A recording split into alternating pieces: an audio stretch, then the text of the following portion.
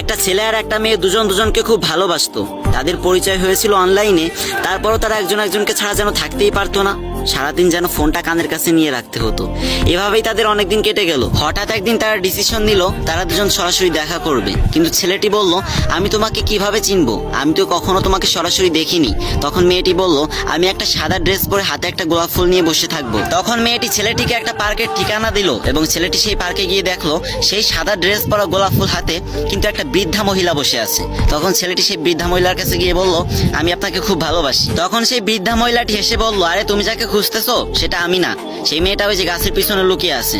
তখন মেয়েটা গাছের পিছন থেকে বের হয়ে এসে বলল, আচ্ছা সত্যি যদি আমি দেখতে ওই বুড়িমার মতো হতাম তাহলে কি তুমি আমাকে ভালোবাসতে? তখন ছেলেটি বলল, আমি তোমাকে ভালোবাসি, তোমার শরীরকে নয়, আমি তোমার মনটাকে চাই, তোমার রূপটাকে নয়। আর এই কথা শুনে মেয়েটি কান্না করে ছেলেটিকে জড়িয়ে ধরলো এবং বলল, আমিও তোমাকে অনেক ভালোবাসি। এখন অনেকে আমার কমেন্ট বক্সে এসে বলবা, পারভেজ ভাই তুমি আমাদেরকে রূপকথার গল্প শোনাচ্ছ।